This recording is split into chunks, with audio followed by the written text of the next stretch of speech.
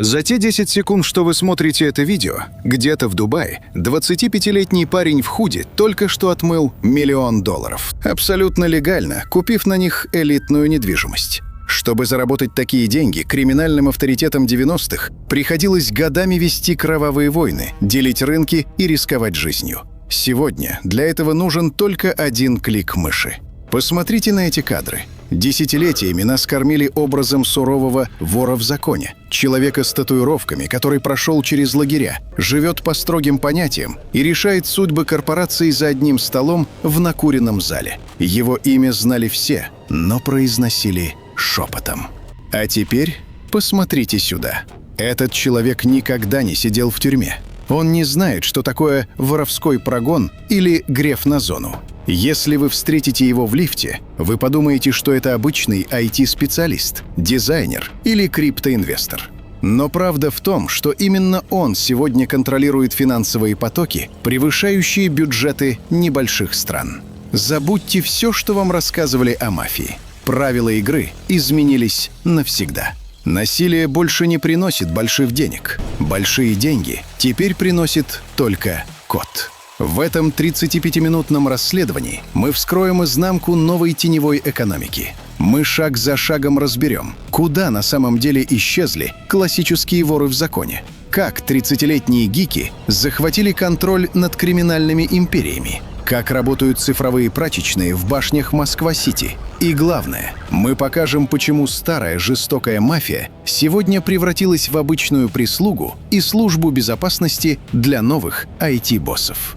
Смотрите внимательно. Это не байки из прошлого. Это реальность, в которой мы с вами уже живем.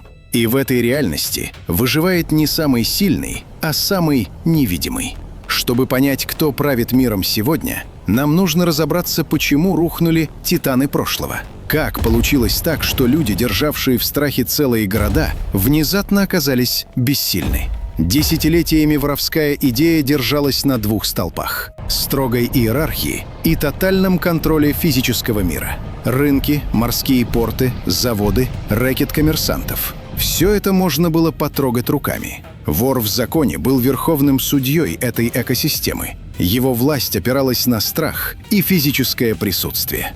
Но система дала трещину, когда государство решило обновить свой собственный арсенал. И первый, самый фатальный удар был нанесен не спецназом, а юристами. Статья 210.1 Уголовного кодекса Российской Федерации. Занятие высшего положения в преступной иерархии. Вдумайтесь в гениальность и жестокость этой формулировки.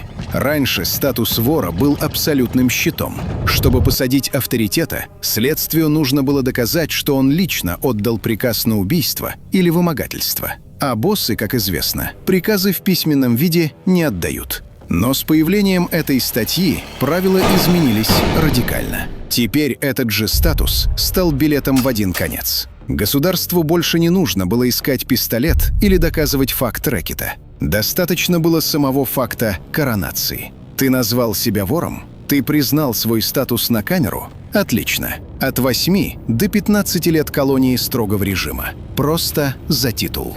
Это сломало главный стержень воровского закона – обязанность публично подтверждать свой статус. Десятилетиями вор не имел права отказаться от своего имени. Теперь же на допросах мы стали видеть, как некогда грозные авторитеты прячут лица, мямлят и говорят: «Я не понимаю, о чем вы». Они начали массово покидать страну. Турция, Кипр, Эмираты стали новыми убежищами. Но сбежав из страны, они потеряли главное – физический контроль над улицей. И тут последовал второй удар. Удар, от которого старый криминал уже не оправился. Тотальная цифровая слежка. Представьте классическую ОПГ сегодня. Им нужно провести сходку, обсудить передел бизнеса. Они привычно собираются в дорогом ресторане. Но на дворе 2026 год. Что происходит на самом деле? Их черные внедорожники считаны камерами системы «Поток» еще на подъезде к городу. Их лица проанализированы искусственным интеллектом «Безопасный город» при входе в заведение. Алгоритм уже знает, кто с кем поздоровался. Биллинг их смартфонов показал, что они находятся в одной соте, в одной точке. А банковские алгоритмы, обученные нейросетями, заблокируют любой крупный перевод средств от подконтрольных им фирм за считанные секунды с пометкой «Подозрительная операция» по 115 ФЗ. Физический мир стал абсолютно пугающе прозрачным. Насилие и рэкет стали экономически невыгодными. Заработать 1 000 000 рублей на вымогательстве у коммерсанта сегодня означает оставить десятки цифровых следов и гарантированно сесть на 10 лет. Затраты на адвокатов и взятки превысят прибыль от рэкета. Криминал осознал простую истину. Кто контролирует улицу, тот садится в тюрьму. Выживет лишь тот, кто уйдет в цифровую тень. Улица умерла. Добро пожаловать в Даркнет. Пока старые авторитеты делили остатки рынков и прятались от уголовного розыска, в параллельной реальности росла империя, о масштабах которой они даже не подозревали.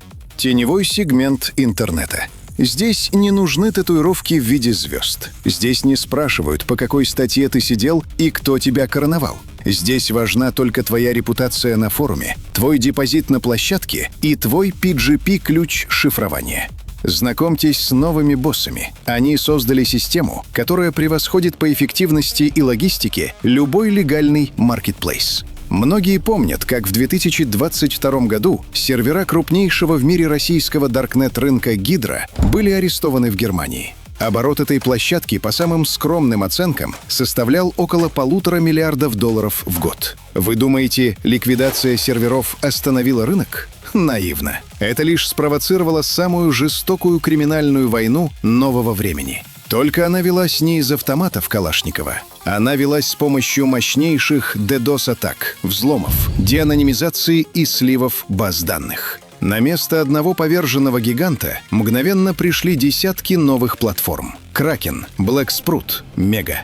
Как устроена иерархия этих новых цифровых картелей? Забудьте про бригадиров и смотрящих. Сегодня это пирамида IT-корпорации. На самом верху находятся администраторы. Это архитекторы системы. Они могут жить на закрытых виллах на Бали или в пентхаусах в Европе, легально инвестировать в IT-стартапы и вообще никогда не пересекаться с уличным криминалом. Они не пачкают руки наркотиками или оружием. Они просто предоставляют безопасную платформу и берут комиссию от 2 до 5% с каждой нелегальной сделки. Эта модель называется CAAS – Crime as a Service – преступность как услуга. Но наркоторговля – это лишь грязный подвал Даркнета. Настоящие элиты нового мира, белая кость теневой экономики 2026 года – это синдикаты вирусов-вымогателей, так называемые ransomware-группировки. Вспомните названия, которые мелькали в новостях. Revil, Lockbit, Conti.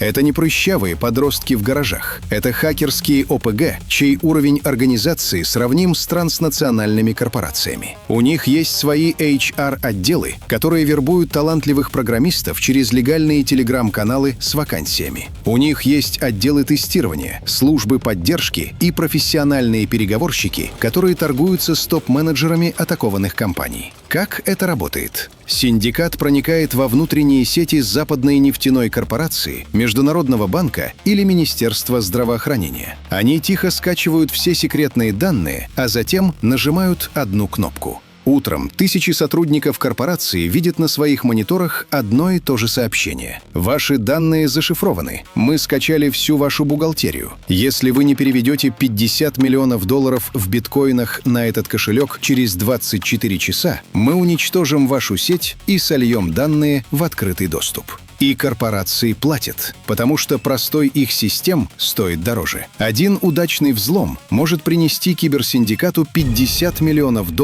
за сутки. Абсолютно анонимно. Без единого выстрела. Ни одна ОПГ прошлого не могла мечтать о такой маржинальности при таких минимальных физических рисках. Традиционный криминал на фоне этих IT-гениев выглядит как кучка хулиганов, отбирающих карманные деньги у школьников. Но у новых боссов есть одна фундаментальная проблема. Экран монитора нельзя съесть. Цифры на холодном криптокошельке нельзя превратить в яхту без последствий. И здесь начинается самое сложное. Представьте, вы хакер. Вы только что получили $20 миллионов в криптовалюте от взломанной американской компании. Как вам купить на них элитный спорткар или пентхаус, не привлекая внимания налоговой, ФСБ или Интерпола? Вам нужно конвертировать грязную крипту в легальный фиат, обычные бумажные или безналичные деньги. Именно здесь цифровой мир вынужден столкнуться с миром физическим. Именно здесь строится Общак 2.0.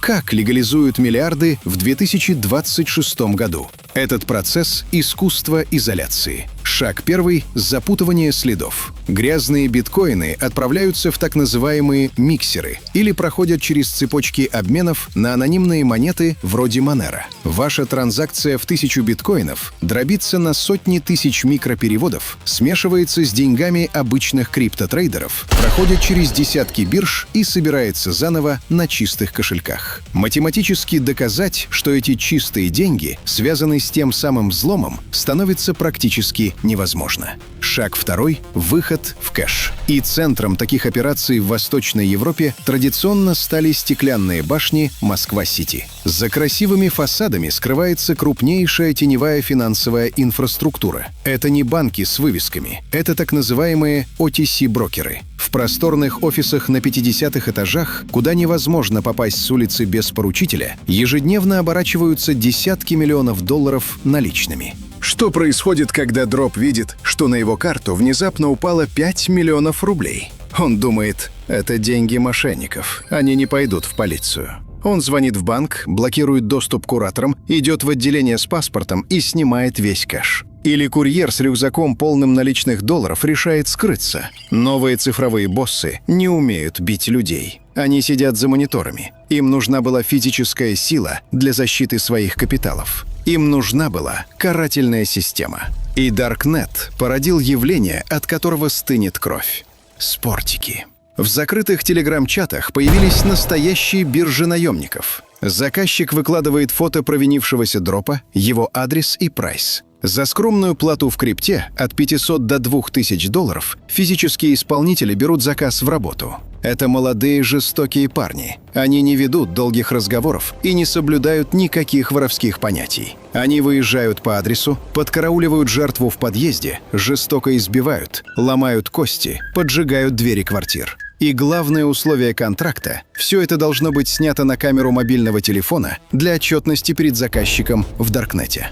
Жестокость спортиков пугает даже бывалых оперативников. Но это лишь пехота, мелкие исполнители. Что же стало с серьезными ОПГ, с теми самыми людьми, которые раньше держали города? Произошел уникальный исторический криминальный симбиоз. Чтобы перевозить мешки с десятками миллионов долларов из Москва-Сити или чтобы охранять гигантские нелегальные майнинг-фермы в Сибири от рейдерских захватов, спортиков недостаточно. Нужна серьезная институциональная сила. Организация, способная дать вооруженный отпор и имеющая коррупционные связи в силовых структурах. Авторитеты прошлого, потеряв свои классические рынки, нашли свою нишу. Они стали высокооплачиваемой службой безопасности, элитными инкассаторами для хакеров и наркобаронов. Они больше не диктуют условия игры. Они больше не короли. Они оказывают платные услуги тем, у кого сегодня реальные деньги. Старые волки надели ошейники и сели на поводок к 30-летним IT-гениям. Это полная капитуляция старого мира. И куда же стекаются все эти миллиарды отмытых, кристально чистых капиталов? Новая реальность требует новой глобальной штаб-квартиры. Места, где цифровые боссы могут наслаждаться своими деньгами в полной безопасности. В 2026 году этой столицей теневого мира безоговорочно стали Арабские Эмираты, Дубай. Почему именно он? Геополитика отмывания денег сложилась идеально. Во-первых, политика выдачи. Эмираты исторически неохотно реагируют на запросы Интерпола, особенно если человек не совершает преступлений внутри самой страны и щедро инвестирует в местную экономику. Во-вторых, Дубай — это рай для криптомиллионеров. Местные застройщики и агентства элитной недвижимости создали уникальную экосистему. Вы можете легально купить виллу на Пальма-Джумейра за $20 миллионов, расплатившись стейблкоинами USDT или биткоинами. Процедура KYC здесь часто закрывает глаза на источник происхождения вашей криптовалюты. В Вчера это был выкуп от американской корпорации, зашифрованный вирусом. А сегодня это законные бетон и стекло в самом безопасном городе мира. Именно там, в закрытых VIP-клубах, дорогих ресторанах и на мега-яхтах, сегодня формируется новая транснациональная элита.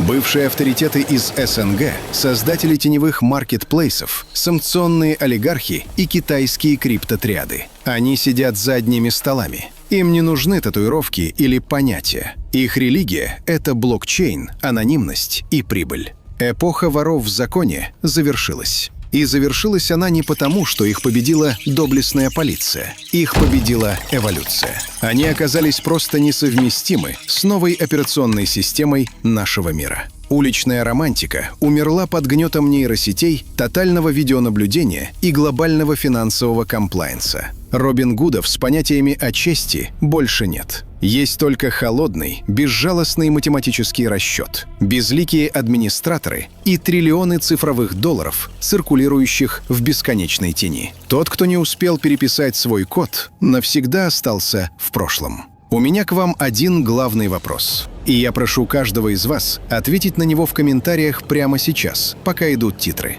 Как вы считаете, кого спецслужбам сложнее остановить сегодня? Жестокую вооруженную ОПГ из 90-х или 25-летнего хакера-миллионера, которого никто никогда не видел в лицо? Пишите, я читаю все. Если это расследование открыло вам глаза на реальное положение дел, ставьте лайк этому видео и подписывайтесь на Crime.Time.ru. Пока другие рассказывают вам байки 30-летней давности, мы вскрываем систему, которая работает прямо сейчас. С вами был Crime.Time.ru. До скорой встречи в тени.